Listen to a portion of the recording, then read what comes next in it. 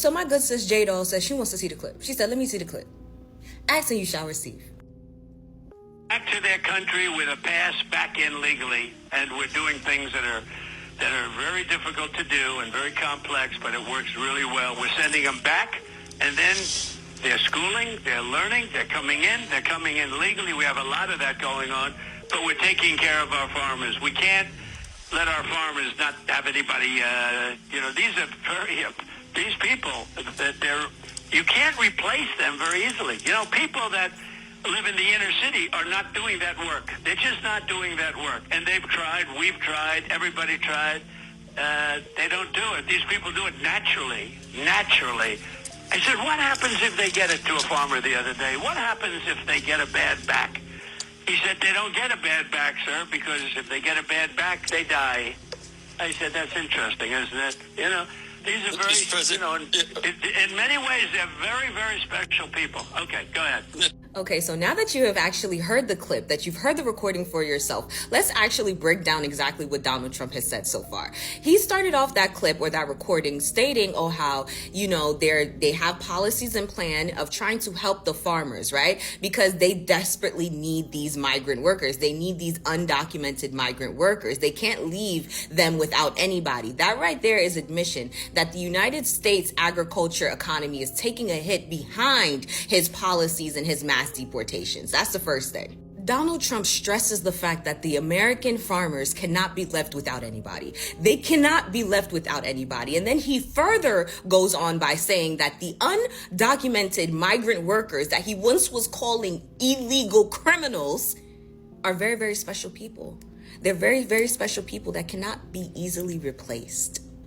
Right after Donald Trump makes that statement and say that they cannot be replaced easily, he goes right into stating that inner city people are not doing that work. Words have meanings, okay?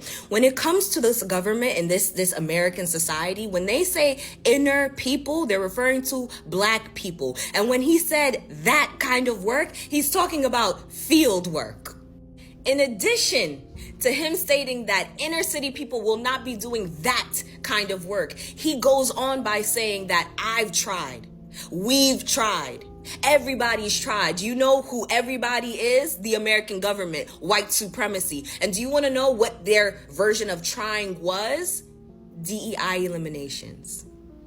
DEI eliminations.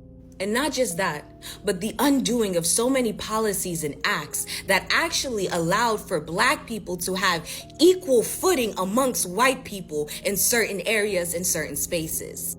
The elimination of DEI programs and incentives were intended to push Black people out of the spaces that white people deemed should only be for them. And I'm talking about admin jobs. I'm talking about jobs in medicine, in accounting. They wanted Black people to go back to back-breaking work, okay? Being in the fields, hospitality work. That's what they wanted.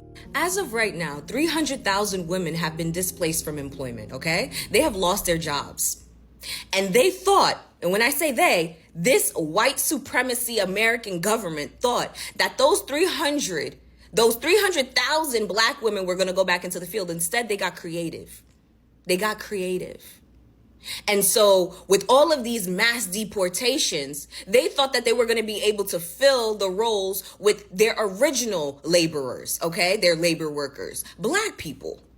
Now, see, if there's only two things that you take from this video, the first thing that I want you to take away is the fact that America's success is directly dependent on its labor, free labor, an amount of free labor that they're able to exploit from the citizens, okay? And the second thing is that Black Americans will always be their first target. That will always be their first target. When they think about getting free labor, exploited free labor, they will always think of Black Americans. Do you understand the level of hatred, jealousy, animosity that you have to have, that this American Constitution has to have to literally pick at one group of people forever, to the point where they are willing to wipe out all other races to try to get this one race of people to bow down? And they refuse.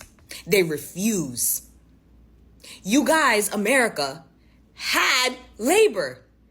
that you were already exploiting, but you were willing to get rid of them in mass deportations, all because you wanted to push black people out of those offices. You wanted to push them out of those doctor coats and those labs. You wanted to push them out of those research trials. You wanted them to be in the field. So you got rid of the migrant workers that were here that you were already exploiting, because if that's one thing that America knows how to do, is exploit some fucking labor. You already had it, but you got rid of them, hoping that you can force black people back into those positions. And now because black people said, let it all fucking burn. Let it all fucking burn. Before you come and get me, let it all burn. Now that black people have actually said that and stood on that, you guys are realizing how fucked you really are. White supremacy, white American supremacy is realizing how fucked they really are. Because how many black people do you know was opening up their mouth to say that, yeah, these immigrants, these migrant workers are taking our jobs? Not one black person. Not one black person said that. And by the way, that's what they meant when they were saying black jobs.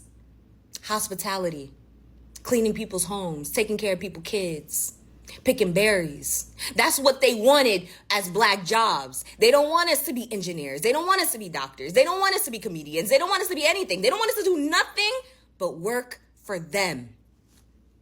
And now because of America's racism and all you MAGA supporters that went and voted in hopes of making America great again, which really means white people in the office, black people in the fields.